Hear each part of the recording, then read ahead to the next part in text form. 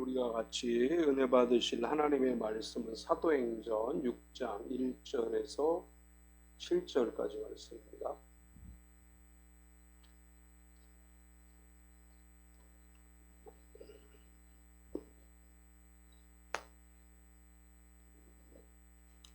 사도행전 6장 1절에서 7절까지 제가 가지고 있는 성경은 신약 성경 195페이지입니다.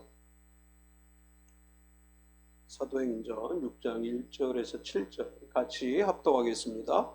그때에 제자가 더 많아졌는데 헬라파 유대인들이 자기의 과부들이 매일의 구제에 빠짐으로 히브리파 사람을 원망하니 12사도가 모든 제자를 불러 이르되 우리가 하나님의 말씀을 제쳐놓고 접대를 일삼는 것이 마땅하지 아니하니 형제들아 너희 가운데서 성령과 지혜가 충만하여 칭찬받는 사람 7을 택하라. 우리가 이 일을 그들에게 맡기고 우리는 오로지 기도하는 일과 말씀 사역에 힘쓰리라 하니 온 무리가 이 말을 기뻐하여 믿음과 성령이 충만한 사람 스데반과 또 빌립과 브로고로와 니가노르와 디몬과 바메나와 유대교에 입교했던 안디옥 사람 니골라를 택하여 사도들 앞에 세우니 사도들이 기도하고 그들에게 안수하니라. 하나님의 말씀이 점점 왕성하여 예루살렘에 있는 제자의 수가 더 심히 많아지고 허다한 제사장의 무리도 이 도에 복종하니라. 아멘.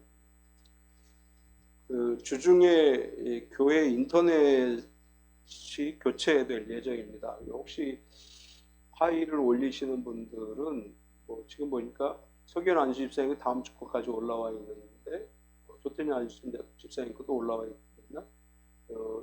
찾으셔서 혹시 나중에 우리 R드라이브가 이번 주에 접속이 안 될 수도 있어요. 그때는 이제 카페로 올려주면 돼요.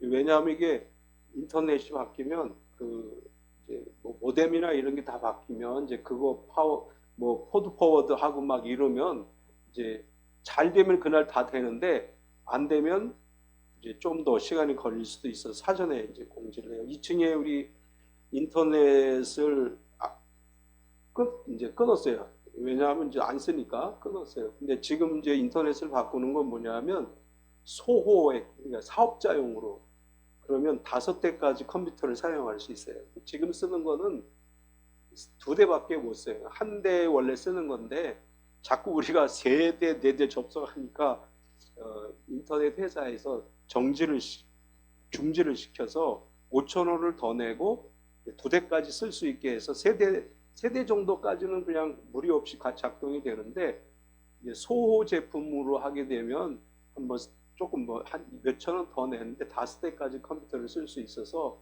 소로 바꾸기로 했고 3일날 작업을 하는데 이제 그걸 설치하면 교육관에 사실은 이제 저는 데이터 난민이거든요. 데이터를 많이 안 쓰기 때문에 와이파이를 써야 되는데 2층에 그 인터넷을 소로 바꾼 다음에 라인을 2층으로 끌어서 2층에도 와이파이를 쓸 수 있게 만들려고 해요. 그러니까 주중에 작업을 좀 해야 되기 때문에 혹시 자료 올리시는 분들 가능하면 주중 내에 끝날 수도 있는데 이제 모뎀을 바꿔야 되는 상황이 오면 좀 시간이 걸릴 수 있으니까 사전에 제가 알려드려야 될 것 같아서 이제 말씀을 드리는 겁니다.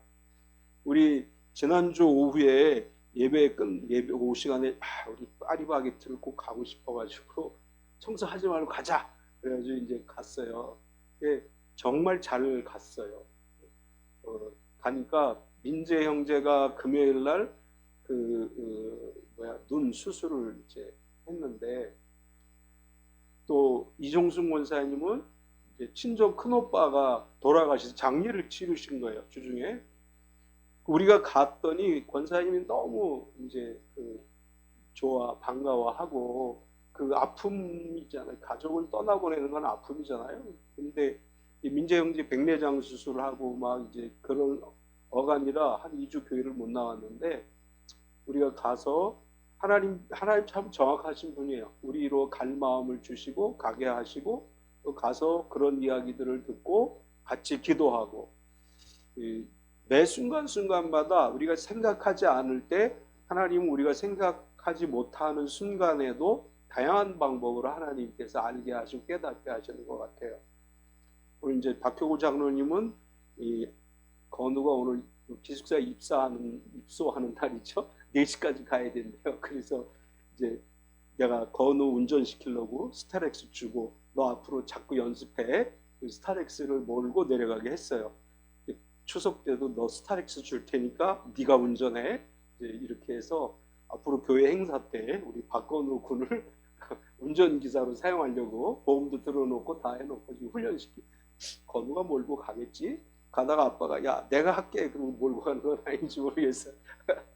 되게 아빠들은 이제 하다가 야 나와 내가 할게 이런 경향이 좀 있거든요. 네, 우리 박건우 오늘 잘 도착해서 하나님을 위해서 귀하게 쓰임받는 우리의 형제가 되기를 소원합니다. 이제 우리가 사도행전을 쭉 살펴보고 있죠. 3장에서 5장까지는 미문에 앉아서 구걸하던 이제 평생 나면서부터 걸어본 적이 없는 사람이 고침을 받음으로 인해서 사도들은 계속 어려움을 겪죠. 감옥에 갇히기도 하고 공회에 불려가서 심판을 협박을 당하기도 하고 이게 3장에서 5장까지 계속 이어졌어요. 5장에서는 베드로와 사도들이 감옥에 갇혀 있을 때 주의 사자가 나타나서 감옥 문을 열어주면서 성전에서 생명의 말씀을 전하라. 그래서 사도들은 새벽같이 성전에서 말씀을 전했고 사내들인 공회에는 이 사도들을 이제 재판하기 위해서 모였다가 사도들이 감옥에서 없어진 것을 발견하고 또 성전에서 말씀 전하는 것을 알고 데려다가 이제 협박을 시작하죠. 이제 그런 가운데 공회원 가운데 가말리엘이라고 하는 사람이 이렇게 권면을 하죠. 사람들에게서 났으면 자연 소멸될 것이고 하나님으로부터 온 것이라면 너희는 하나님을 대적하는 것이다. 그러니까 이 사람들에 대해서 상관하지 말라. 이렇게 가말리엘이 이야기를 했고 공회는 가말리엘의 이야기를 들어서 사도들에게 너희는 예수 이름을 전하지 말라라고 채찍질하고 협박하고 풀어줬습니다. 그런데 사도들은 예수님의 이름을 위해 능력받는 것을 합당하게 여기고 공회를 떠나서 날마다 성전에서든지 집에서든지 복음을 전하고 가르쳤다. 이게 이제 5장까지 이야기예요. 6장에서는 그렇게 함에도 불구하고 사도들의 그 사역으로 인해서 교회가 급성장하게 되고 교회가 성장함으로 인해서 문제가 발생하게 됩니다. 이 문제가 발생하게 됨으로 인해서 사도들은 7분의 집사님을 추천하라고 해서 7분의 집사님을 세우게 되고 이것은 교회 역사상 최초의 7 집사님을 세우게 되는 사건입니다. 이제 오늘 이 사건을 통해서 사도들이 뭘 얘기하고 있느냐 하면 목회자의 역할과 이 평신도 직분자들의 역할은 다른 것이다 라는 것을 보여주고 있습니다. 사도들은 성도들을 영적으로 돌보는 일을 하는 것이고 집사님을 비롯해서 교회 재직들은 성도들을 위해 봉사하는 직분이다 라는 것을 최초의 7 집사님을 세우는 이 사건 속에서 우리에게 이야기해 주고 있습니다. 오늘 본문 7절까지 이 말씀을 가지고 7 집사님을 세우다 이런 제목으로 말씀을 나누려고 하는데 이제 집사님을 세우게 된 원인이 뭐냐? 첫 번째 발생한 문제가 있습니다. 초대교회에서 일어난 5장에서도 문제가 발생했었죠. 아나니아와 삽비라 이야기가 나와요. 아나니아와 삽비라가 개인적인 욕심과 명예욕 때문에 하나님 앞에 거짓말을 해서 두 부부가 죽임을 당하는 일이 있었습니다. 그 사건을 통해서 하나님은 우리에게 뭘 얘기하시느냐 하면 하나님 앞에 거짓말하지 말라 이런 말씀을 주셨습니다. 6장에서 발생하는 문제는 5장 아나니아와 삽비라 이야기와는 다르게 교회 공동체 문제예요. 개인적인 문제가 아니고 왜 교회 공동체가 그렇게 막 성장하는데 문제가 생기느냐? 우리는 완벽한 인간이 아니기 때문에 그래요. 사람은 완벽하지 않아요. 우린 다 불완전한 존재예요. 우리 교회가 서로 모여서 하나님을 예배하지만 여전히 우리는 뭐예요? 인간이에요. 우리가 의로운 하나님의 어떤 신령한 존재가 아니기 때문에 우리는 늘 문제가 생겨날 수 있어요. 이제 이단들의 특징은 뭐예요? 자신들의 교주는 완벽하다고 주장해요. 이 교회 안에서도 나는 완벽해, 나는 부족한 게 없는 사람이야 라고 이야기하면 그건 이단성이 있는 거예요. 사람은 다 부족해요. 예수님이 다시 오셔서 그의 나라에 들어가기까지 우린 여전히 다 부족한 존재들이에요. 그렇기 때문에 부족한 사람들이 모여서 교회를 이루고 공동체를 이루다 보면 문제가 발생하는 거예요. 이제 문제가 발생하게 된 원인을 뭐라고 설명했어요? 제자가 더 많아졌다. 이것이 문제의 시작이다. 1절을 보면 그때 제자가 더 많아졌는데 헬라파 유대인들이 자기의 과부들이 매일의 구제에 빠짐으로 히브리파 사람들을 원망하니 사도들은 공회로부터 계속 핍박과 협박을 받으면서도 말씀을 전하고 기적을 행하고 병자를 치유하고 귀신을 쫓아내고 그러므로 인해서 교회가 성장하기 시작합니다.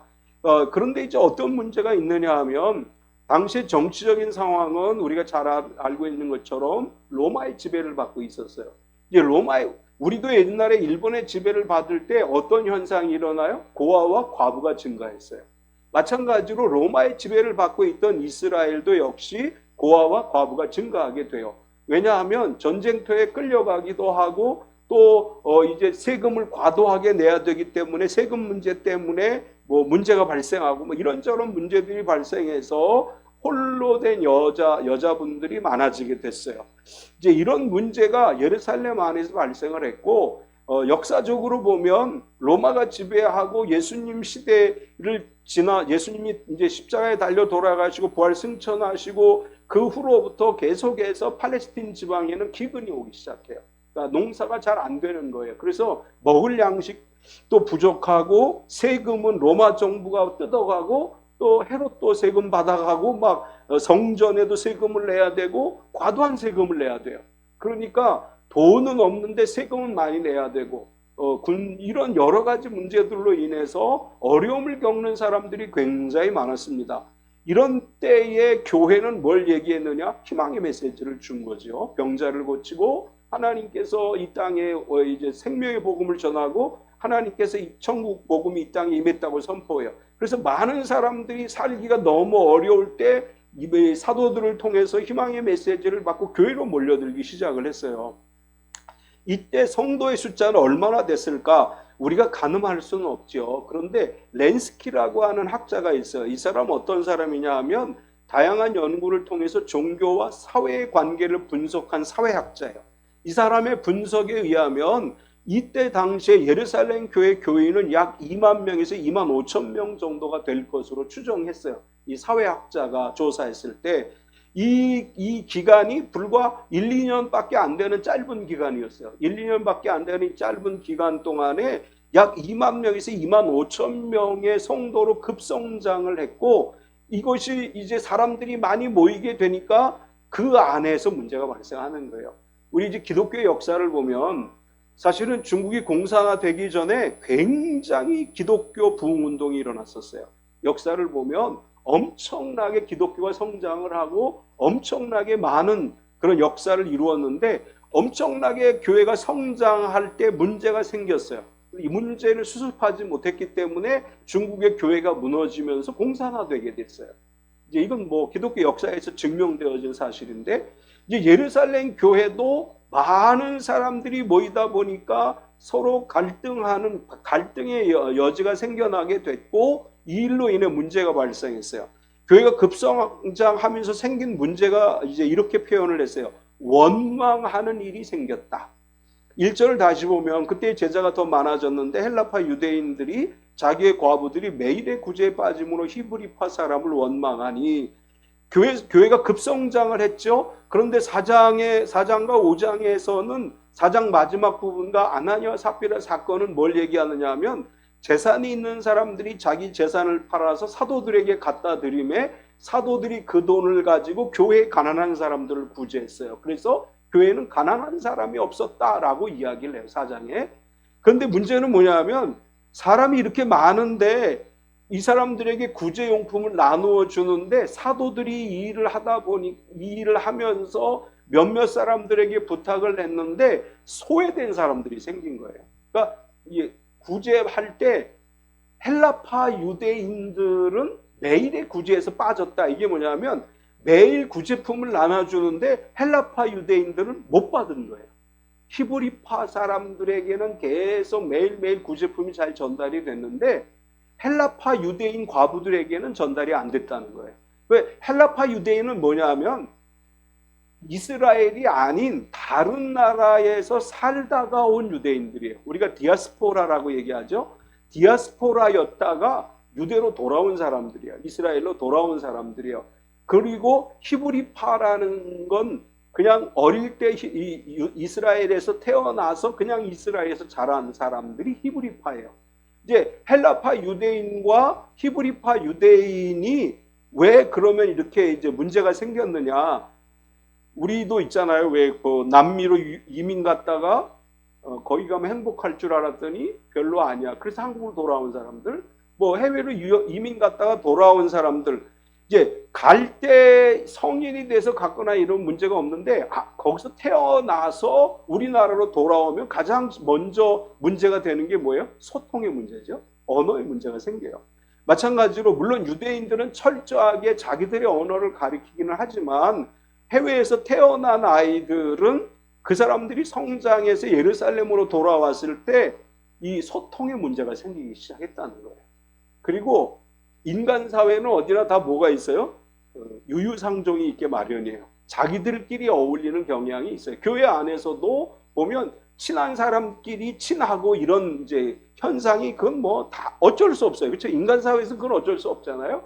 그러니까 2만 명 정도가 되는데 디아스포라였던 성도들과 원래 이스라엘에서 자란 성도들 간에 보이지 않는 그런 어떤 계층 보이지 않는 이런 뭐 문제가 좀 생겼던 거예요. 그래서 구제하는 데 있어서 아마 사도들이 이 일을 맡긴 사람들이 히브리파 유대인들이었던 것 같아요. 원래 히브리 사람들. 그러니까 이 사람들이 눈에 보이는 자기하고 친한 사람들부터 주는 거예요. 헬라파 사람들에게는 관심이 좀 덜해졌었던 거예요. 그래서 헬라파 유대인들이 자기들의 과부가 매일의 구제에서 구제품 못 받은 거예요. 그러다 보니까 헬라파 유대인들이 불만이 생기기 시작했어요. 왜 우리 이분들에게는 왜 안 주냐? 좀 제발 제대로 좀 나눠줘라. 여러분 그렇잖아요. 다 누가 나눠주는데 나만 안 주면 성질 나잖아요. 그렇죠? 다 받아야 되는데 지금 그런 현상이 나타난 거예요. 그래서 이거를 불평을 제기하기 시작했어요. 이거 너무 불공평하다. 왜 우리는 소외시키느냐? 왜 우리 이 디아스포라 유대인들은 소외시키느냐? 이렇게 문제가 발생해요. 이제 이렇게 문제가 발생한 원인은 뭐냐? 사도들이 모든 일을 했기 때문이다. 이렇게 사도들이 이야기를 해요. 2절을 보면 12사도가 모든 제자를 불러 이르되 우리가 하나님의 말씀을 제쳐놓고 접대를 일삼는 것이 마땅하지 아니하니 사도들은 교회 안에서 문제가 발생했을 때 제자들을 모았다. 이것은 오늘날로 얘기하면 공동의회를 얘기해요. 공동의회를 소집을 해서 문제에 관한 해결책을 찾기 시작을 해요. 사도들은 먼저 이렇게 얘기를 해요. 우리가 해야 될 일은 하나님의 말씀을 전하는 건데 하나님의 말씀을 제쳐놓고 이 많은 사람들을 접대하고, 이 접대라는 것은 이제 대접하고 구제품을 나누고 이런 일을 사도들이 전담해서 몇몇 사람들에게 부탁을 해서 했는데 가만히 생각하니까 지금 우리가 이거에 집중해서는 안 돼. 이 많은 사람들에게 말씀을 가르쳐야 되고 또 밖에 나가서 또 말씀을 가르쳐야 되는데 말씀에 집중하지 못하고 이 일을 하다 보니까 문제가 발생했다. 이렇게 얘기를 하는 거예요.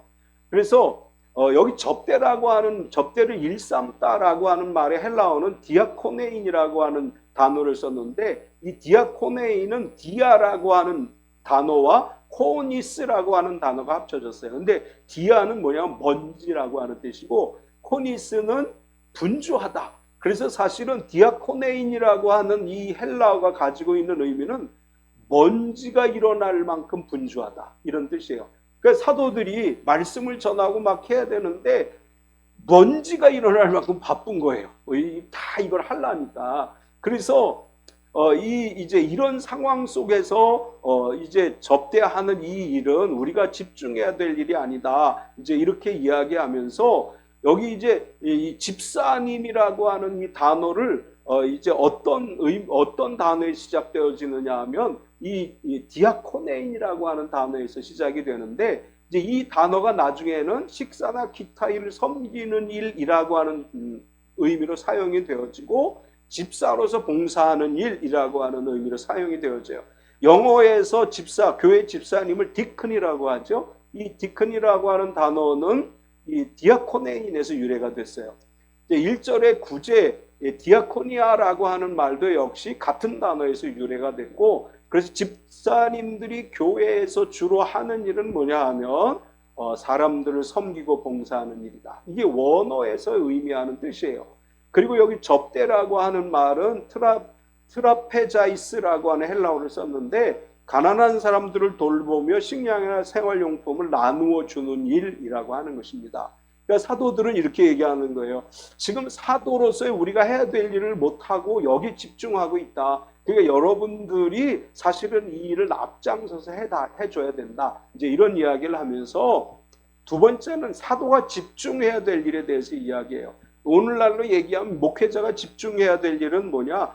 두 가지를 이야기했는데, 오로지 기도하는 일을 해야 된다. 4절을 보면 우리는 오로지 기도하는 일과 말씀 사역에 힘쓰리라.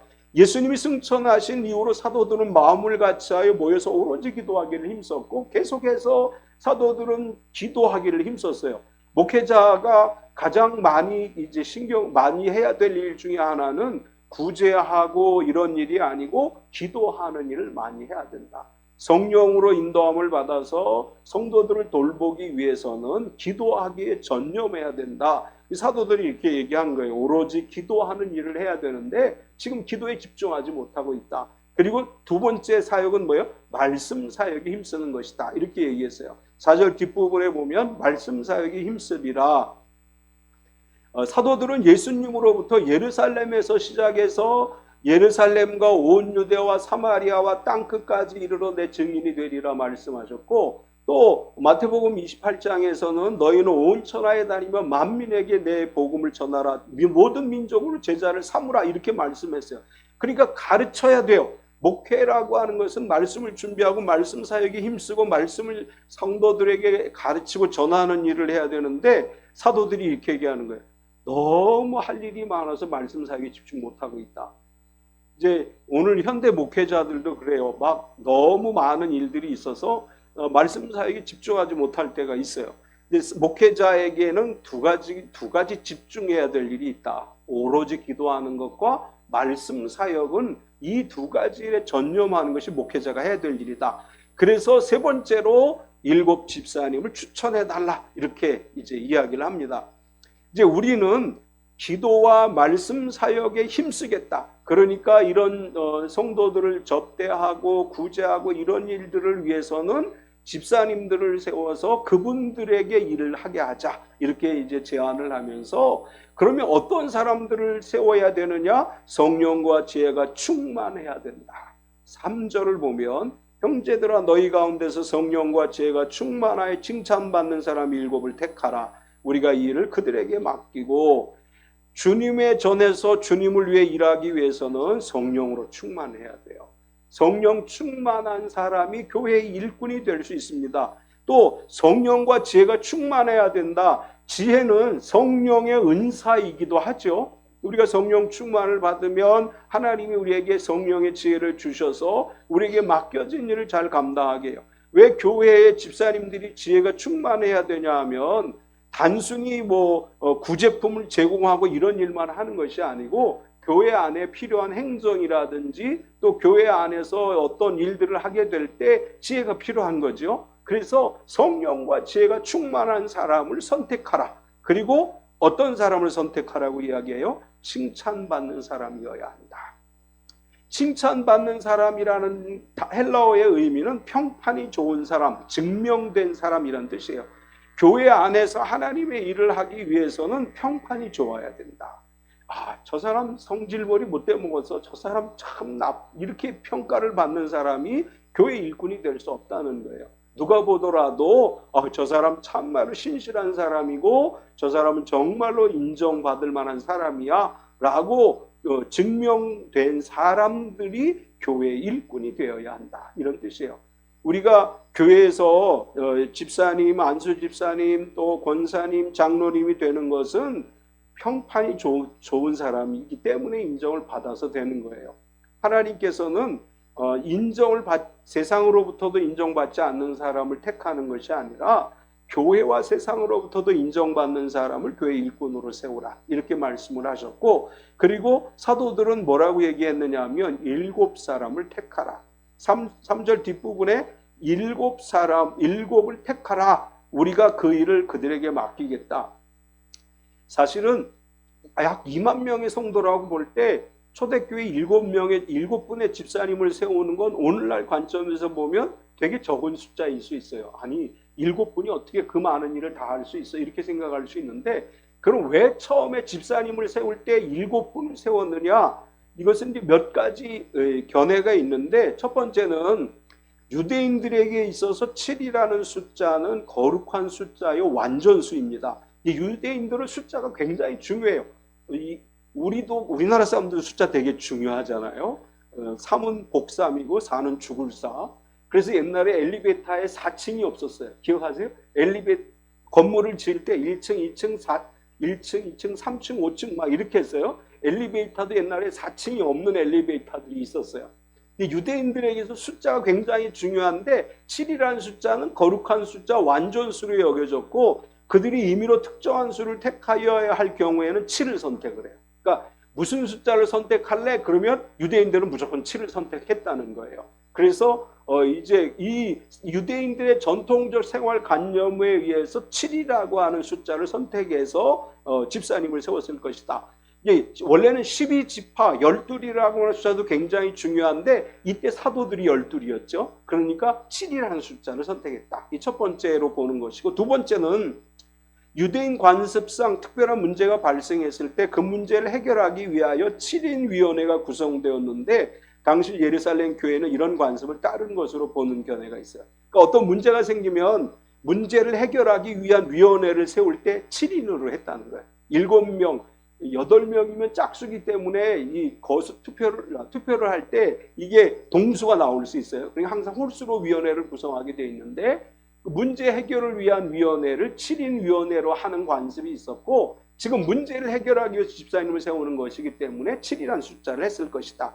세 번째는 유대 공동체는 일반적으로 지역 책임자들이 7명으로 구성되었는데, 그때 예루살렘 교회는 이러한 이유로 이런 제도를 따른 것으로 보는 교회. 그러니까 이제 일반적으로 한 지역의 책임자를 세울 때 유대인들은 전통적으로 7명을 세웠다는 거예요. 그래서 7집사님을 선택했다는 것은 이런 이유들로 인해서 아마도 거기 모인 대부분의 유대인들이 별 이의를 제기하지 않고 모두가 수용할 수 있는 숫자가 7이었을 것이고, 그래서 7명을 택하라. 이건 추천하라는 얘기예요. 사도들이 우리가 보니까 누구 7명 이 사람들 세우겠다 이게 아니고, 성도들이 스스로 성령이 충만하고 지혜가 충만하고 칭찬받는 사람 7을 여러분들이 선택해서 추천하시오라고 하는 말이에요. 네 번째로 7집사님을 세웠습니다. 이제 사도들의 이야기를 듣고 온 성도들이 기뻐하며 7분을 추천을 해요. 5절을 보면 온 무리가 이 말을 기뻐하여 믿음과 성령이 충만한 사람 스데반과 또 빌립과 브로고로와 니가노르와 디몬과 바메노와 유대교에 입교했던 안디옥 사람 니골라를 택하여, 우리 교회는 성경적으로 세우죠. 우리 안수 집사님이나 권사님 세울 때 제가 누구 이렇게 지적하지 않고 우리 스스로 이렇게 선택을 해서 하잖아요. 이 성경적인 방법이에요. 이렇게 해서 7분을 온 성도들이 기쁘게 추천을 했어요. 이제 이분들의 이름과 뜻을 좀 이제 보면 제일 먼저 스데반 집사님이 나오는데, 이 스데반이라고 하는 이름의 뜻은 왕관 또는 화관이라는 의미가 있고, 그리스어로 스테파노스에서 유래된 이름인데, 승리자에게 주어지는 관, 우리가 오전에 면류관에 대한 이야기 했었는데, 이 승리자에게 주어지는 관이라고 하는 의미를 가지고 있습니다. 스데반 집사님은 신약 성경에서 첫 번째 순교자가 됐죠. 두 번째 집사님은 빌립 집사님. 빌립 집사님은 말을 사랑하는 자라는 의미예요. 그리스어로서 필리포스에서 유래되는데, 필로스는 사랑하는 자라는 뜻이고, 히포스, 히포스는 말, 타는 말을 얘기하는 거예요. 그러니까 빌립은 말을 사랑하는 자라는 뜻이고, 세 번째 브로고로, 이 브로고로라고 하는 이름은 춤의 지도자라고 하는 뜻으로서 춤추는 자라는 의미가 있습니다. 그리스어는 프로코로스에서 유래됐고, 프로는 앞, 그리고 코로스는 춤이라고 하는 단어가 합성화됐고, 네 번째 니가노로, 승리자라고 하는 의미이고, 그리스어는 니카노르에서 유래가 됐고, 니케, 승리와 관련이 있고, 다섯 번째 디몬, 존중하는 자 또는 존경하는 자라는 뜻이고, 그리스어로는 티몬, 요즘 우리나라 티몬 사태가 아주 굉장히 문제가 됐지요. 그 티몬하고 관련 없습니다. 티몬에서 유래했고, 타이모, 이 존경하다라는 뜻과 관련이 있고, 여섯 번째 바메나, 항구적인 자 또는 지속적인 자라는 의미가 있고, 그리스어로 파르메나스라고 해서 유래가 됐고, 파르메노는 머물다 지속하다라는 뜻이 있습니다. 마지막 일곱 번째 니골라, 니골라는 백성의 승리라는 뜻인데 그리스어로 니콜라우스에서 유래가 됐고, 니케는 승리, 라오스는 백성, 이런 단어의 합성어예요. 이렇게 일곱 분을 이제 성도들이 추천을 했어요. 기쁘게 추천을 했어요. 사람들에게 다 인정을 받고 칭찬받는 분들이에요. 이 일곱 분의 집사님들에게 사도들이 안수했습니다. 6절을 보면 사도들 앞에 세우니 사도들이 기도하고 그들에게 안수하니라. 이스라엘은 전통적으로 어떤 직분을 임명할 때 안수해서 임명을 하는 그런 성경적 관점이 있었기 때문에 교회에서 처음으로 임명을 받은 집사님들도 안수해서 집사님으로 세움을 받았습니다. 오늘날 우리나라의 집사님은 두 종류죠. 서리 집사님과 안수 집사님이 있어요. 서리 집사님은 매년 임명하는 집사님이고, 안수 집사님은 여기 사도행전에 나온 것처럼 안수하여 세우기 때문에 이렇게 안수해서 세운 직분을 우리는 뭐라고 얘기하느냐 하면 항존직이라고 얘기를 해요.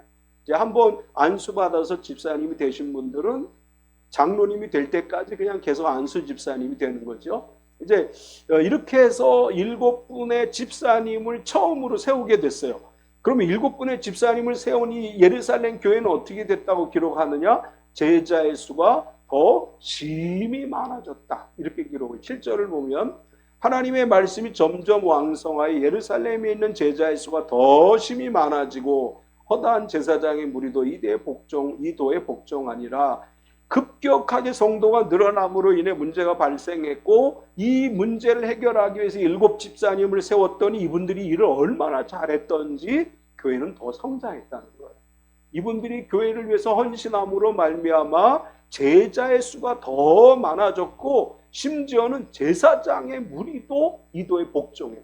제사장은 제가 이제 자주 얘기하지만 사두개파에 속해요. 대부분의 제사장들은. 사두개파는 어떻다고 그랬어요? 이 땅에서 잘 먹고 잘 사는 게 복이라고 생각하는 사람들이었어요. 그런데 이 사두개파들도 복음을 듣고 예수님을 믿기 시작했다는 거예요. 이게 굉장한 변화가 일어난 거죠. 일곱 집사님, 물론 사도들의 역할도 크지만 일곱 집사님이 세워지니까 교회는 문제가 해결되어졌을 뿐 아니라 이분들의 헌신으로 인해서 교회가 더 성장하고 제사장의 무리도 복음을 듣고 들어오는 역사가 일어나서 교회가 크게 성장하는 역사가 일어났다. 우리 참빛교회 직분자들도 오늘 사도행전 6장에 나오는 분들과 같이 성령과 지혜가 충만하고 칭찬받는 사람들인 줄 믿습니다. 우리 직분자들을 통해서 우리 참빛교회도 더 놀라운 성장을 이룰 것이고 더 많이 하나님께서 원하시는 일을 감당하는 역사가 일어날 줄 믿습니다. 그런 일에 쓰임받는 저와 여러분 되시기를 축원합니다. 우리 같이 한번 통성으로 기도할 때 유민재 형제하고 아까 이렇게 기도해 주면서 이야기를 들었는데 그동안 마음으로 굉장히 많이 힘들었대요. 뭐 이런저런 상황들로 인해서 마음이 많이 힘들었고, 우리 예원자매도 정신적으로 어떤 문제인지 모르는데 굉장히 좀 힘들었다고 이야기를 하고, 이 여름을 지내면서 뭐 날씨와 일기와 이런 환경 때문만이 아니라 뭐 여러 가지 문제들로 인해 마음이 힘든 사람들이 좀 있었어요. 아까 성찬식을 할 때 하나님께서 저에게 주신 마음은 광야에 혼자 버려진 것 같은 마음을 가진 사람들이 있는데 주님께서 이렇게 말씀하신다는 거예요.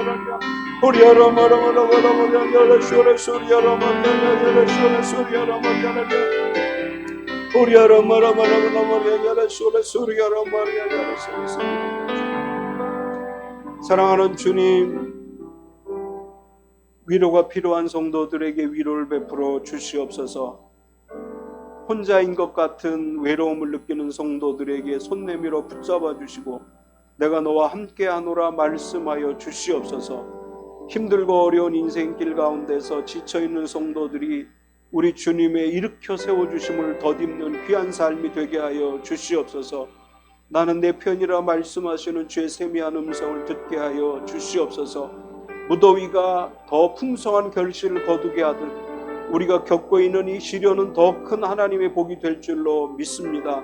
하나님의 은혜가 이 9월에 각 가정마다 임하게 하여 주시고 하나님의 돕는 손길이 각 가정마다 임하게 하여 주시옵소서. 예수님의 이름으로 기도드리옵나이다. 아멘.